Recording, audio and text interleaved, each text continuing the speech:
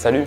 Alors je sais pas si tout le monde est au courant, mais j'en ai parlé sur ma chaîne YouTube, sur mon compte Instagram, que je partais en échange universitaire à Taïwan. Ça a commencé mi-février 2020 jusqu'à fin juin, et là ça fait 2-3 bonnes semaines que je suis rentré en France. Et je me suis dit que ça serait une bonne idée de vous faire une vidéo pour vous expliquer déjà dans un premier temps les démarches, comment faire. Parce que il y a beaucoup de vidéos sur internet comme ça, de personnes qui font des retours sur leur Erasmus ou leur échange universitaire. Et je trouve que c'est pas mal parce que quand on a envie d'en faire un ou quand on a déjà été sélectionné, il y a certaines choses qui sont pas mal intéressantes à savoir. Et dans la deuxième partie, je vais vous parler plus de mon expérience, du bilan que je fais de cette vie à Taïwan pendant 5 mois, de ce que j'ai aimé, la langue, ce que j'ai moins aimé, les choses que j'ai apprises à Taïwan. Donc la première chose que j'ai envie d'aborder, c'est surtout qu'est-ce que j'ai fait. C'était un échange universitaire, c'était ni Erasmus, ni Erasmus+, ni je me suis inscrit dans une fac directement à l'étranger, c'était un échange universitaire. Mon université, je ne sais pas si c'est comme ça dans toutes les universités, mais tous les ans, elle propose au LEA anglais-chinois de faire un semestre ou alors une année complète à l'étranger, que ce soit en Chine ou à Taïwan. Et moi, cette année, c'était à Taïwan. On nous a proposé aux licences 2 et aux licences 3 de faire un semestre, notre dernier semestre, à Taïwan. Et ce programme, je ne sais pas si c'est dans toutes les universités où on fait LEA, mais en tout cas dans la nôtre, on nous propose ça pour ceux qui font chinois, mais pas à toutes les langues. C'est-à-dire que par exemple, les anglais-espagnol, anglais-allemand aussi, je pense, on propose pas ça, on propose pas de faire un échange universitaire en Allemagne ou en Espagne. C'est vraiment réservé pour nous les Chinois, j'ai l'impression, et je sais que les Russes aussi, ceux qui font russe peuvent faire ça, aller faire un semestre ou une année en Russie. Et je pense que c'est par rapport à Erasmus, parce que eux, ceux qui font espagnol, allemand, italien, etc., ils peuvent faire Erasmus, et nous on peut pas faire Erasmus comme la Chine et la Russie, c'est pas en Europe. On est obligé de trouver d'autres moyens, et grâce à l'échange universitaire, on peut aller dans le pays, ce qui est plutôt pas mal quand on fait LEA et qu'on a besoin de parler la langue, de savoir parler la langue. Aller directement dans le pays, c'est plutôt bien. Et cette année, on nous a dit, je crois que c'était en octobre, ouais, c'était en octobre, on nous a dit cette année, vous pouvez partir faire votre dernier semestre à Taïwan. Et moi, je me suis dit, il faut que je le fasse directement, il faut que je postule, que je ne perde pas de temps et que je donne tout sur le dossier parce que c'était mon dernier semestre en LEA, donc après j'avais plus d'opportunité de faire ça, alors j'étais vraiment motivé à 100%. Pour être sélectionné, je crois qu'il y avait 4 places. Il y avait 4 places pour toutes les L2 et L3 anglais-chinois, et en tout on était, je crois, 7-8 à avoir postulé. Et donc, il fallait faire un dossier. Dans ce dossier, je ne sais plus exactement ce qu'il fallait faire, mais j'en garde un souvenir, plutôt un mauvais souvenir. C'était une période assez chiante parce que c'était au même moment, ouais, en y repensant, c'était au même moment où je faisais mon défi 30 jours, 30 rejets. Et en plus, c'était dans une période d'examen. Donc, j'avais ces 3 choses qui me prenaient tout mon temps.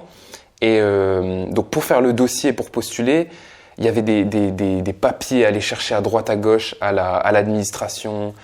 Fallait que je retrouve, je crois, mes relevés de notes de je sais plus quoi. Il fallait que je retrouve mes relevés de notes, que je les traduise et que je les fasse corriger par un prof d'anglais de la fac. Il fallait aussi ça c'était un truc chiant, c'était la lettre de recommandation. Je sais pas pourquoi ça m'a saoulé. Donc tu dois demander à un prof qui te fasse une lettre de recommandation. T'avais quoi d'autre? T'avais les trucs basiques, genre faire ton passeport, copie de carte d'identité, tous les trucs comme ça. Donc tu faisais ton dossier, t'avais aussi CV, lettre de motivation. Et la sélection, je ne saurais pas trop dire comment ça se passait, mais c'était un peu un mix de notes et de motivation. Comme les profs, on n'était pas beaucoup, les profs nous connaissent assez bien. Ouais, je ne saurais pas trop dire comment était faite la sélection, mais au bout du compte, j'étais sélectionné, donc j'étais vraiment content. Je me disais, voilà, 2020, mon premier semestre, mon dernier semestre de ma licence, je vais le faire à Taïwan. Donc j'étais vraiment trop content. Ensuite, pour la bourse, ce qui est bien, c'est que tu peux avoir une bourse de mobilité. Je crois que c'est pareil pour Erasmus, mais encore là, je sais pas, j'ai jamais fait Erasmus.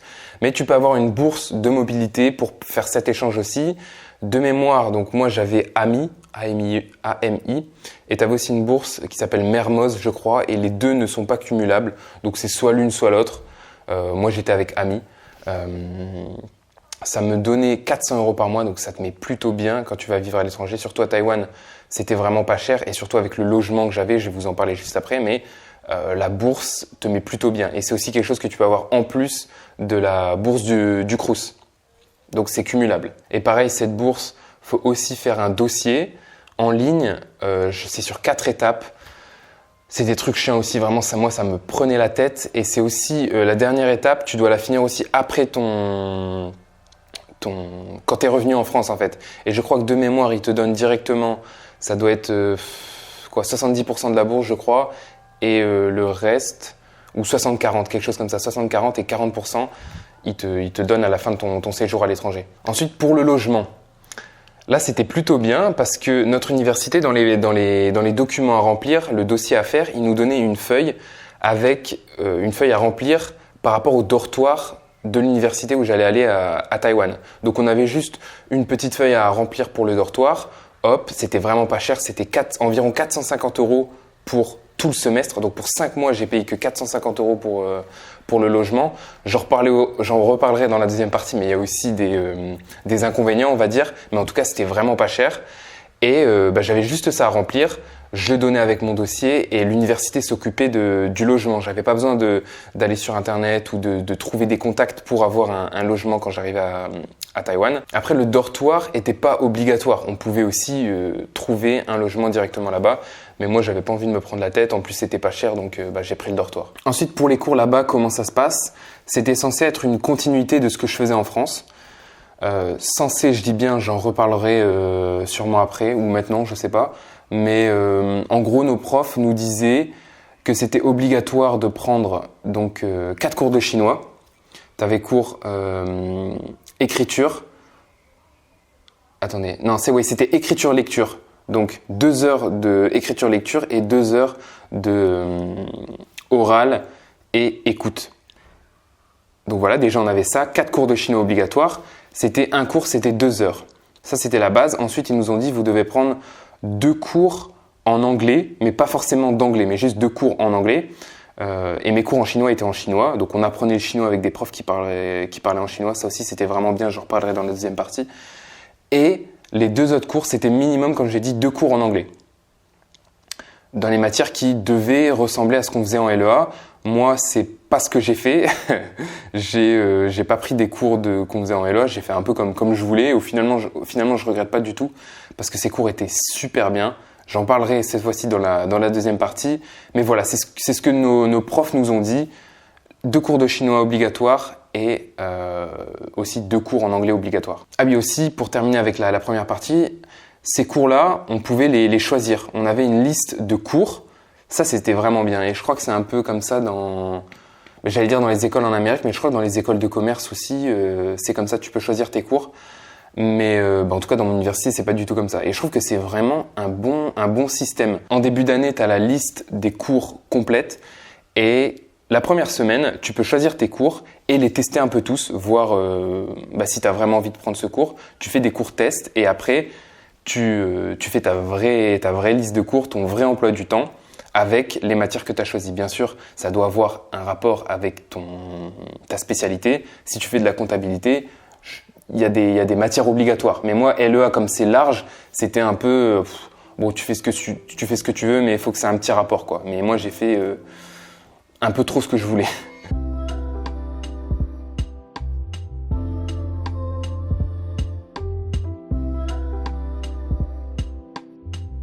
Bon, maintenant la deuxième partie, je vais regarder mon écran juste à côté parce que j'ai pris des notes, ça va être un peu freestyle.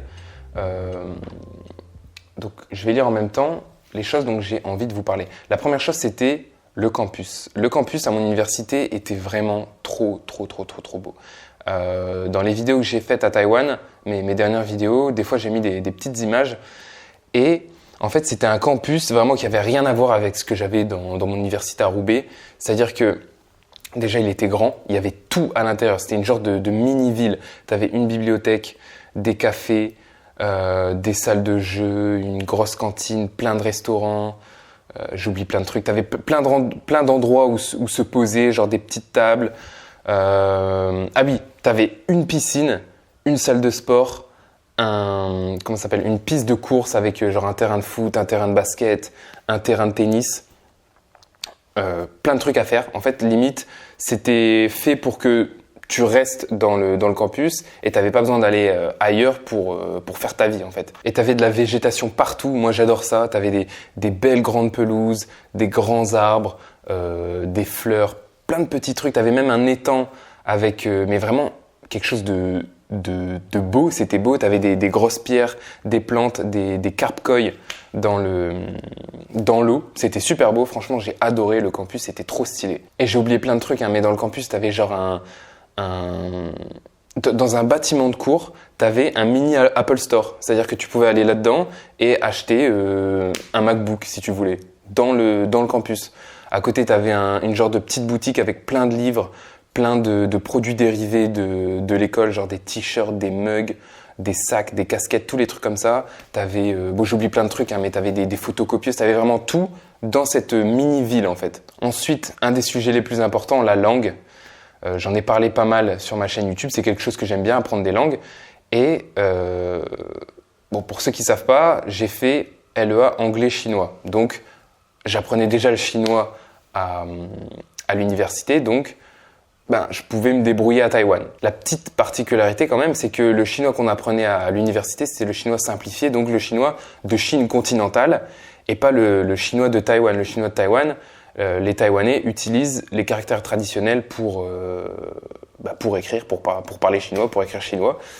Pour ceux qui ne savent pas, en gros, les caractères traditionnels, c'est les caractères simplifiés, mais beaucoup plus compliqués. Traditionnels, c'est les anciens caractères, en fait, avec beaucoup plus de traits. Et c'est quelque chose que j'étais pas vraiment habitué, parce que moi, j'ai toujours appris les caractères simplifiés. Donc, il m'a fallu un petit moment d'adaptation. Et ce que j'ai fait, c'est que quand je suis arrivé à Taïwan, les 2 premières semaines, j'avais pas encore cours.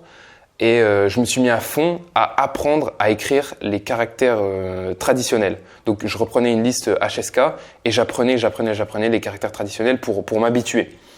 Et au bout de 1 ou 2 semaines, ça m'a plutôt bien servi.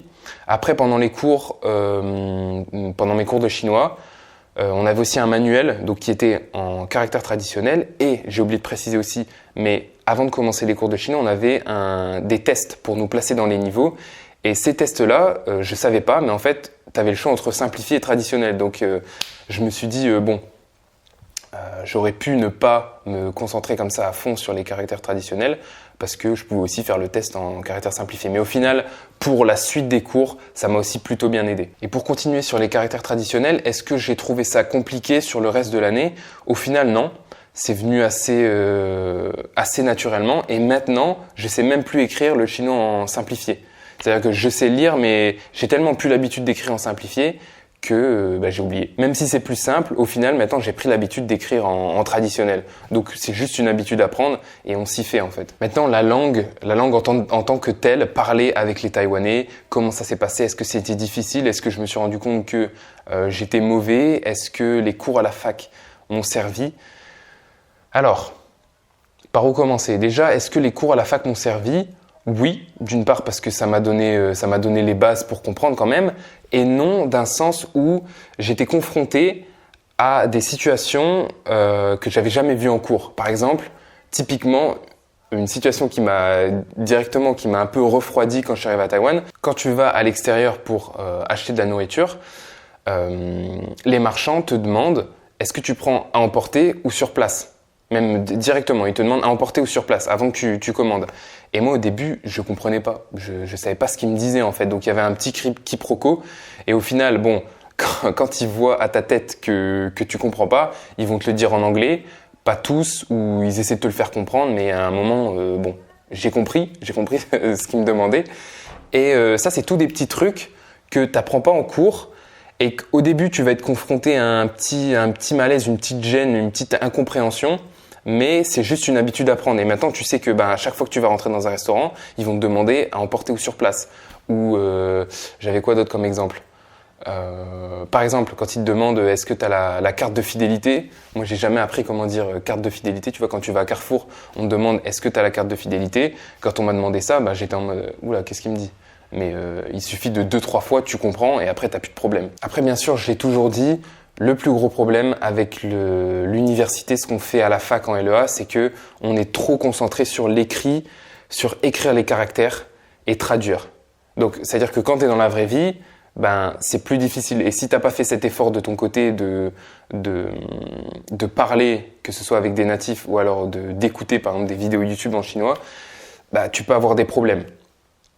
Donc c'est surtout cette partie qui est la plus difficile en fait. Et pour parler un peu de moi maintenant, comment ça s'est passé avec la langue?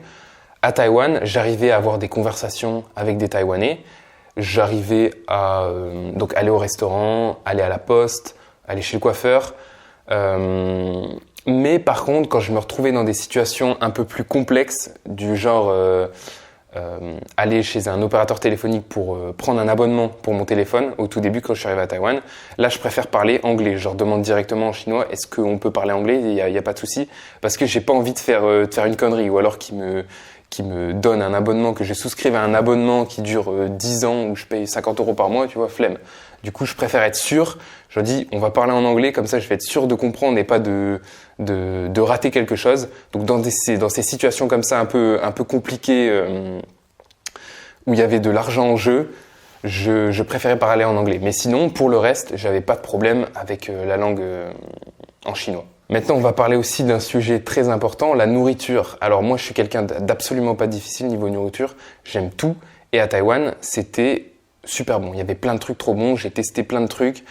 J'avais des habitudes aussi. Enfin, j'ai pris des habitudes à Taïwan alimentaires qui me manquent aussi maintenant un peu en France. Du genre, les fruits à Taïwan, les fruits sont trop bons. Les bananes, je sais pas pourquoi, elles ont un goût mais complètement différent.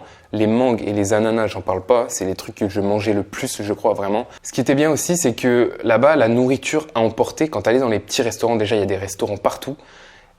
C'était pas cher. C'est-à-dire que pour 2,50 €, 4 € max, et quand c'était 6 €, c'était vraiment quelque chose de très cher. Mais pour 2,50 € à chaque fois le midi, je me prenais une genre de petite barquette en carton. T'avais ton riz, ta viande, plein de légumes, et tu choisissais, c'était trop bon. Moi, j'adorais. Et en viande, tu peux prendre, je sais plus, t'avais du porc un peu, je sais pas comment c'était, fumé peut-être. T'avais du porc frit, t'avais du poulet, t'avais plein de trucs trop bons. Et moi, ça, franchement, je me régalais à chaque fois. Et maintenant que je suis rentré en France, quand je vais dans les restaurants et que je vois qu'un plat de base, c'est entre 14 € et 20 €, je suis en mode ouf, ça fait cher, putain. Alors qu'à Taïwan, tu peux avoir la même chose au niveau quantité et aussi bon pour vraiment 3 €. La même chose pour 3 €. Donc je me demande, mais comment ils font pour avoir des prix aussi bas? Peut-être que c'est aussi la compétitivité, parce qu'il y en a vraiment énormément. Il y a des restaurants partout. Et je sais pas pourquoi. Mais voilà, la différence de prix avec les restaurants en France, ça m'a pas mal choqué. Ensuite, je voulais parler, c'est ça, à Taïwan, c'était facile de manger sain. Tu avais beaucoup d'options saines quand tu voulais manger. Je me suis rendu compte quand je suis revenu justement de Taïwan, que j'ai pris l'avion à Paris, ensuite je suis allé à Lille. Et quand j'étais à la gare de Lille, j'avais faim, j'avais 2 € dans ma poche, et la seule option que j'avais, c'était des cookies du Subway. Tandis qu'à Taïwan, t'as les 7-Eleven, si vous connaissez, c'est des genres de magasins où ils vendent un peu de tout. C'est ouvert 7 jours sur 7, 24 heures sur 24. T'as plusieurs types d'enseignes. T'as OK Mart, Family Mart, et je sais plus, mais 7-Eleven, c'est le plus connu en tout cas.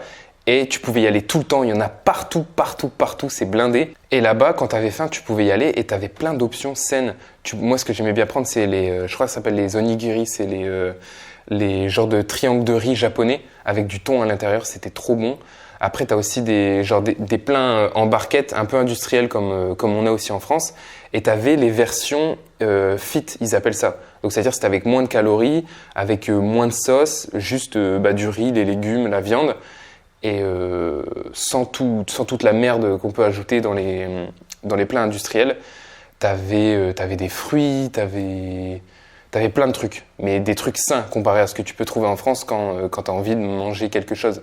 Maintenant, un autre petit point, bon ça c'est assez rapide, mais ce qui était bien, c'est que tout était ouvert très tard, ou alors ne fermez jamais. Comme je l'ai dit, les 7-Eleven, etc., c'était 24 heures sur 24. Donc si tu avais faim à 1 h du matin, tu sortais, juste à côté de chez toi, tu avais un 7-Eleven. Même il y avait de l'alcool, de l'eau, enfin n'importe quoi, il y avait tout là-bas. Ou alors les supermarchés fermaient très tard. Il y avait un Carrefour qui fermait à 23h tous les jours, même le dimanche. Juste à côté du dortoir, tu avais un autre supermarché qui était ouvert 24h sur 24. Donc t'imagines, c'est comme si tu avais juste à côté de chez toi un Leclerc, mais ouvert tout le temps, même le dimanche. C'était super pratique, et quand je suis revenu en France, c'était aussi une nouvelle habitude à reprendre que le dimanche, je peux pas aller dans les magasins. Ah oui, ensuite, le virus, bien entendu, le Covid-19, le coronavirus à Taïwan. Ce qui est drôle, c'est que quand j'ai su que j'étais pris pour Taïwan, c'était en décembre, je crois. Et toute ma famille me disait « Oh, t'as pas peur d'aller en Asie, c'est juste à côté de la Chine et tout, avec ce qui se passe, le coronavirus et tout. » Et moi, je me disais « Bon, on verra bien, mais je stressais pas trop, parce que de toute façon, je suis pas une personne qui stresse beaucoup. » Voilà, tant pis. Je suis parti en mi-février à Taïwan, j'avais pas prévu d'acheter de masque, mais quand je suis allé à l'aéroport, t'avais un gars qui travaillait à l'aéroport qui m'a dit moi, je te conseille quand même d'aller acheter 2-3 masques, il y a une pharmacie juste là-bas. Je me suis dit bon, allez, vas-y. Je me suis acheté 2 masques, je suis allé à Taïwan, et je sais plus c'est quand exactement que c'est devenu un peu le bordel en France avec ça. Je crois que c'était mi-mars, et le confinement, ça devait être fin mars, je sais plus. Et j'ai vu ça justement de Taïwan, et à Taïwan, ce qui se passait, c'était, nous, on avait l'habitude de dire quand on se rencontrait entre étrangers ou entre Français, on disait que c'était vraiment le meilleur pays au monde où on pouvait être à ce moment-là. C'est-à-dire que pile au moment où ça devient le bordel en Europe, en France, nous, on va à Taïwan, et à Taïwan, c'était nickel. Là, à l'heure où je vous parle, je crois qu'il n'y a eu que 7 morts, et ils n'ont plus de cas depuis je ne sais pas combien de temps, et aussi parce qu'ils ont géré la situation d'une main de maître. C'est-à-dire que là-bas, déjà, beaucoup de gens portaient le masque quand je suis arrivé. Il y avait des genres de dessins au sol dans les magasins partout pour respecter les distances de sécurité. Et à chaque fois qu'on entrait dans un bâtiment, on devait prendre notre température. Donc c'était soit des gens qui avaient un genre de pistolet comme ça qui te mettaient sur le front et ils te prenaient ta température, ou alors tu avais des genres de caméras qui détectaient ta température quand tu passais, et des gens derrière un écran pour voir si tu n'avais pas de problème, si tu n'avais pas de la température. Et ça, tu avais ça vraiment partout. Et en plus de ça, tu avais aussi dans certains endroits, à côté de ça, tu avais une feuille où tu devais écrire la date, ton nom, ton prénom, ton numéro de téléphone, ton adresse, ce que tu faisais, je sais pas quoi, l'heure où tu arrives et l'heure où tu sors du bâtiment. Comme ça, ils savaient, s'il y a une personne qui a chopé le Covid, ils savent que toutes les personnes qui étaient à cet endroit à ce moment-là ont potentiellement aussi le virus. Donc ça, je trouvais que c'était vraiment pas mal. Et ils géraient ça vraiment super bien. Et c'est aussi parce que eux, ils ont l'expérience des crises comme ça avec le SRAS. Bon, je connais pas trop, mais j'ai entendu que ça s'était passé comme ça. Et voilà. Et aussi, bon, petite remarque par rapport à ça, mais ce que j'ai remarqué quand je suis allé là-bas, c'est-à-dire que eux portent facilement le masque. Ça les dérange pas. Et nous, j'ai l'impression que, pareil, quand on est avec les étrangers, c'est quelque chose qu'on n'a pas l'habitude de voir. Tu vois, ça fait bizarre de voir des gens avec des masques. Ça fait un peu peur. Ça fait penser à la maladie. On n'aime pas trop. Et eux sont plus à l'aise avec les masques. Il n'y avait pas de souci. Et ça, je l'ai bien vu quand je suis retourné en France. En France, on s'en fout, tu vois. Ça, justement, ça me fait une bonne transition pour l'autre point. C'était que je trouvais que les Taïwanais étaient vraiment très respectueux. Déjà respectueux des règles. Il y avait une règle, ils l'appliquent, ils bronchent pas, ils respectent les distances, ils mettent le masque, ils font tout ce qu'il faut. Tandis que bon, les Français, on est un peu plus, on a un petit problème avec l'autorité peut-être. Hein. En même temps, on a coupé la tête de notre roi, donc voilà. Et même en général, hein, pas que dans un moment de crise comme avec le Covid, mais ils sont très respectueux. Moi, c'est quelque chose qui m'a un peu surpris, mais par exemple, quand ils vont te rendre la monnaie, les caissiers ou autres, tu sais, ils vont le donner avec les 2 mains, et certains vont baisser la tête comme ça. Et moi, ça m'a surpris. Et j'ai pris l'habitude aussi, du coup, de ne plus donner mon argent quand je paye avec une seule main, parce que eux, ils prennent par exemple le billet avec 2 mains. Et c'est vrai que ça fait plus respectueux. Et j'ai pris cette habitude-là de donner mon billet avec 2 mains. Ça me fait rire, mais voilà, c'est c'est des petites choses que tu notes quand tu vois une culture différente, des petites choses comme ça qui changent, et c'est intéressant aussi de voir ce côté-là. Et encore par rapport au respect, ce qui était bien à Taïwan, c'est que n'importe quand dans la nuit, si tu sortais à 2h, à 3h du matin, dans la nuit dehors, il pouvait absolument rien t'arriver. Il y avait personne pour t'emmerder, pour t'insulter, n'importe quoi. même pour t'agresser. Bon, après, je sais pas. Il y a sûrement quand même des gens qui vont agresser des gens dans la rue à Taïwan. Mais je veux dire que comparé en France, quand tu sors dehors à Taïwan, tu sais très bien qu'il va rien t'arriver. Tu n'auras aucun problème. Tu peux rentrer chez toi tranquille. Il n'y a pas de souci. Il n'y a aucun Taïwanais qui va venir t'emmerder, en fait. Et ça, pour en avoir souvent parlé avec des filles, c'est quelque chose qui est bien. C'est un aspect positif parce que le soir, tu sais que tu vas pas être embêté. Donc, t'as pas de souci, en fait.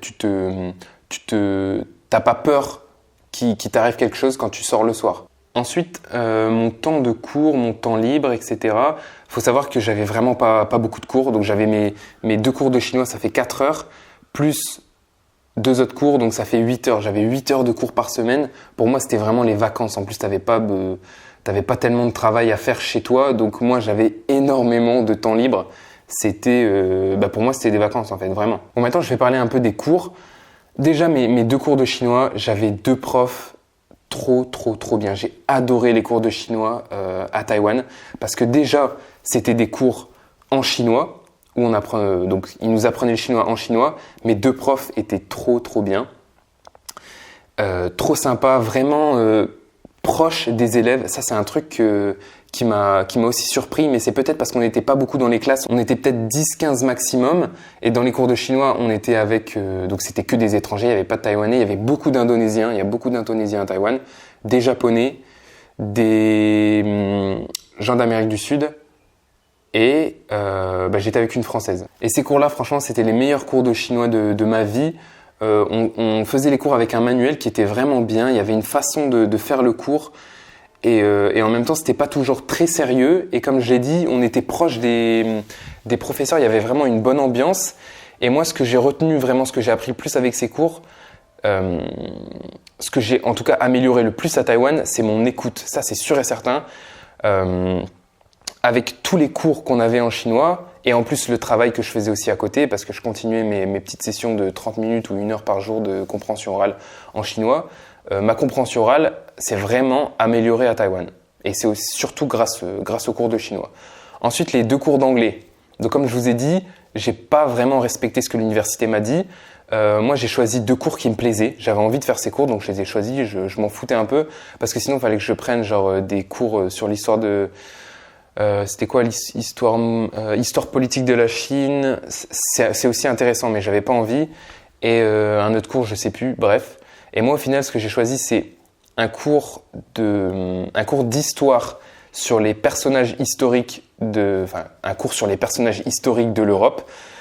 Et ça, c'était aussi, je crois que c'était le meilleur cours que j'ai eu à Taïwan, avec un prof aussi très intéressant. Et comment le cours était construit, c'était aussi vraiment bien. En fait, on avait le prof qui donnait à un groupe d'élèves un personnage historique. On devait faire un genre d'exposé pendant 1 heure dessus. Et la deuxième heure de cours, parce que les cours étaient toujours en 2 heures, la deuxième heure de cours, c'était le prof qui faisait le cours sur ce personnage.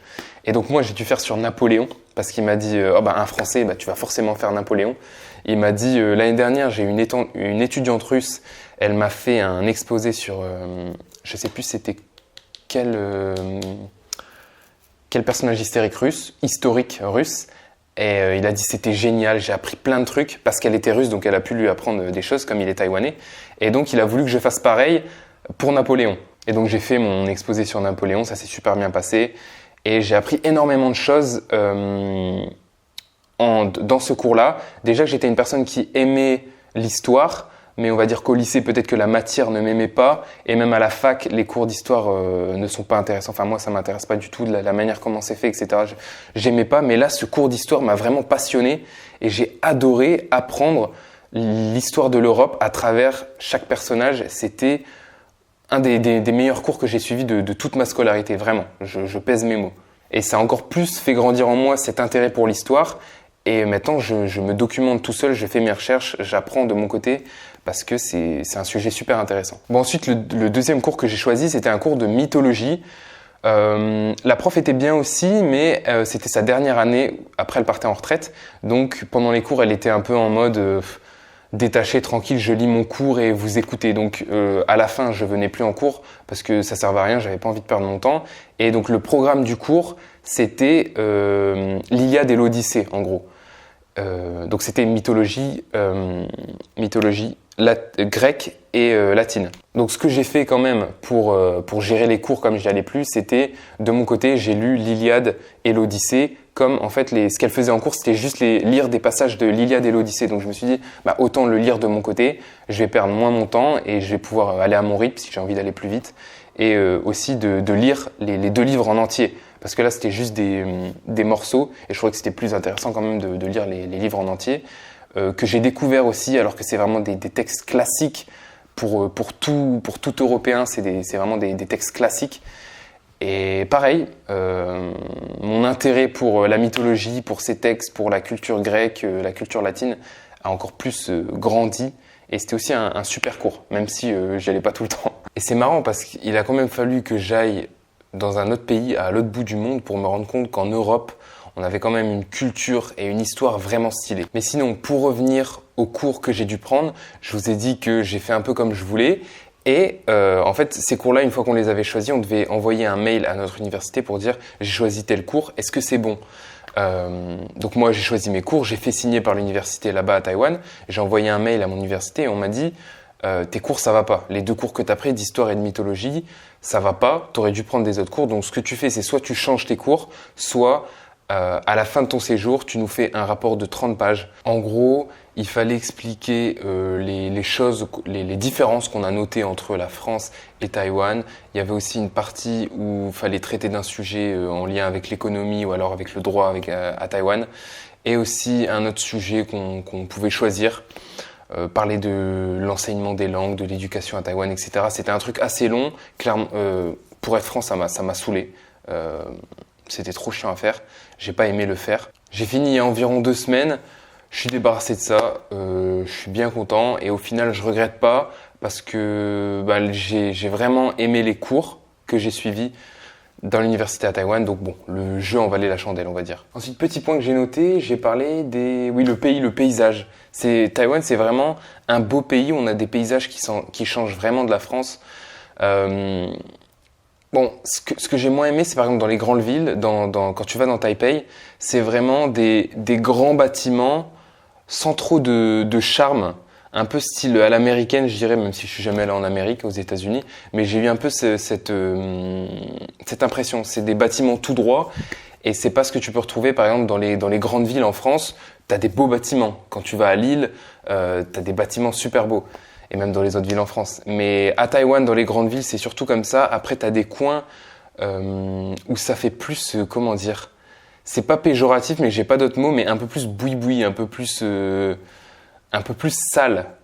Même si j'ai pas d'autres mots en fait, mais on va dire que tu vas dans certains coins, tu vois des restaurants ou quoi, ça fait vraiment bof quoi. Mais au final là-bas ça dérange pas. C'est pas pareil que si tu voyais ça en France, j'ai l'impression. Mais ce qui est beau, le plus beau à Taïwan, c'est les bâtiments vraiment style asiatique quoi. Ça c'est beau, tu vois pas ça en Europe. Et ça c'est les bâtiments les plus stylés qu'on peut trouver à Taïwan.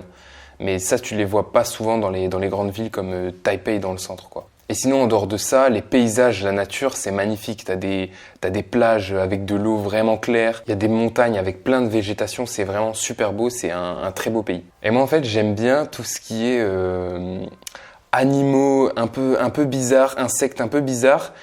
Et à Taïwan, j'ai été servi. Il y avait plein de nouveaux animaux, de nouveaux insectes, de nouvelles bestioles. Et je me croyais un peu comme dans Pokémon. À chaque fois que j'en voyais un, je prenais une photo. T'as des lézards. Bon. ce qui est pas ouf, c'est les cafards qui font cette taille quoi.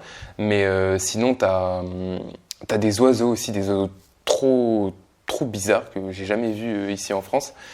Et moi c'est des trucs que j'aime bien, de voir un peu la différence des animaux que tu peux trouver là-bas à Taïwan et que tu vois pas en France en fait. Maintenant je vais terminer la partie de ce que j'avais envie de vous parler, des choses que j'ai vraiment aimé à Taïwan ou qui m'ont un peu interpellé comme ça.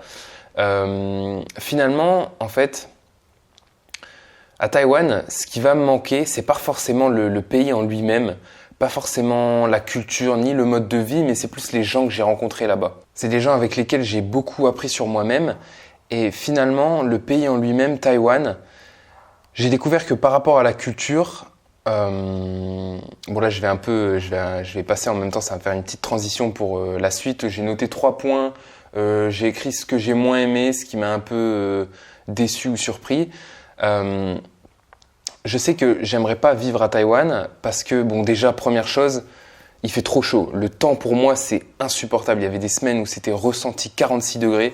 Et en fait, c'est un temps qui est humide et il n'y a pas de vent. Donc, quand tu sors dehors, tu vas directement en enfer. Tu sens toute la chaleur qui arrive sur toi et ça te bute en fait. Et moi, c'est quelque chose avec lequel j'ai du mal. J'aime pas quand il fait trop chaud, je me sens pas bien, même si en fait à l'intérieur, t'as des clims qui vont à fond et t'as le contraste quand tu sors où il fait super chaud. Et à Taïwan, quand il fait pas trop chaud, il pleut et la pluie à Taïwan est vraiment différente. T'as l'impression que dès qu'elle te touche, elle te transperce les os et t'es mouillé jusque l'intérieur de tes os, quoi. Donc moi, le temps, c'est un aspect qui me rebute beaucoup. C'est pour ça que j'aimerais pas habiter à Taïwan pour longtemps.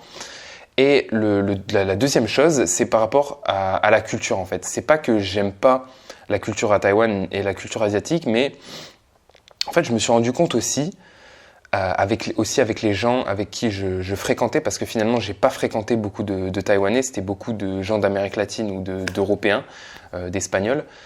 Et je me suis rendu compte qu'en fait, c'était cette culture que j'aimais le plus, avec laquelle j'étais le plus habitué, qui me faisait me sentir mieux. Les personnes avec qui j'avais plus de facilité à créer des liens, créer une amitié. Et donc voilà, je sais qu'en fait, je me suis rendu compte, en étant à Taïwan, que j'aime trop la culture latine, j'aime trop la culture européenne, occidentale, et que sur le long terme, c'est là où j'ai envie de vivre en fait. C'est peut-être je me demande si c'est pas un peu une réflexion de con, de se dire qu'on préfère sa culture. Mais moi c'est ce que je ressens, c'est comme ça. Après c'est parce que si je suis habitué, j'ai toujours vécu dans cette culture, j'ai grandi là. Là j'étais juste 5 mois, et encore peut-être que 5 mois c'est pas assez pour juger la culture. Mais de ce que j'ai vu, là de mon expérience, ce que je retire, c'est que je me suis rendu compte que j'étais bien en France. J'aime trop la France, j'aime trop la culture française. Mais au final, à Taïwan, j'ai quand même adoré. Je vous ai cité plein d'aspects que j'aimais bien, mais je veux dire, pour y vivre sur le long terme, c'est pas un pays où j'aimerais vivre, en fait, longtemps. Et du coup, le deuxième point, c'était aussi, oui, je vous ai parlé des gens que j'ai rencontrés. Je vous ai dit que je fréquentais pas beaucoup de Taïwanais. Et les seuls Taïwanais que je fréquentais, avec qui je parlais, au final, c'était des gens qui étaient dans des classes type internationales. C'est-à-dire que ils parlaient super bien anglais. Ils avaient des amis étrangers. En fait, dans ces classes-là, tu as beaucoup d'étrangers qui viennent étudier à Taïwan, et des gens aussi qui avaient beaucoup voyagé. Donc, ils avaient cette habitude où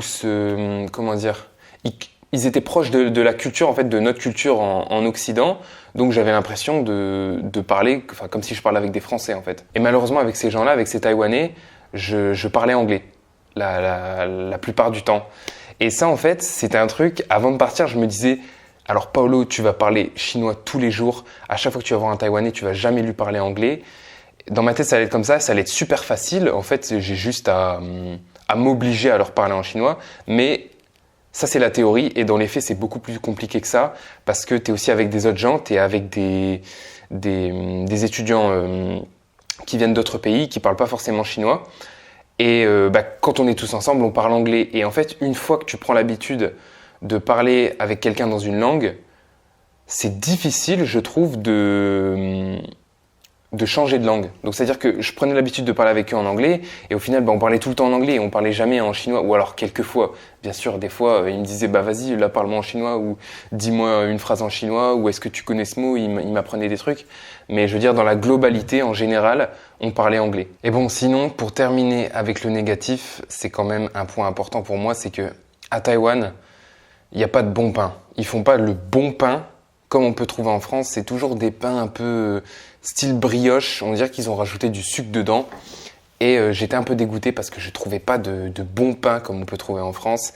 Et deuxième chose, c'est que le fromage est super cher ou alors pas bon. C'est soit du fromage, on dirait du plastique, ou sinon c'est du fromage importé de France ou ailleurs, mais il est le camembert, c'est 6 €. Le camembert Carrefour, 6 €. C'est super cher. Mais voilà, ça y est, j'ai terminé avec les choses dont je voulais vous parler, les choses qui m'ont un peu que j'aimais moins par rapport à Taïwan. Et maintenant, j'ai passé à la partie où je vais vous dire surtout ce que j'ai appris. Parce qu'au final, à Taïwan, ce que j'ai appris, ce qui est le plus précieux, à côté des cours, par exemple, de chinois, ce que j'ai pu apprendre en cours, les choses les plus précieuses que j'ai pu apprendre, c'est avec les gens avec qui j'ai passé du temps. Donc je vous dis, c'était surtout des gens d'Amérique du Sud, donc ils venaient du Paraguay.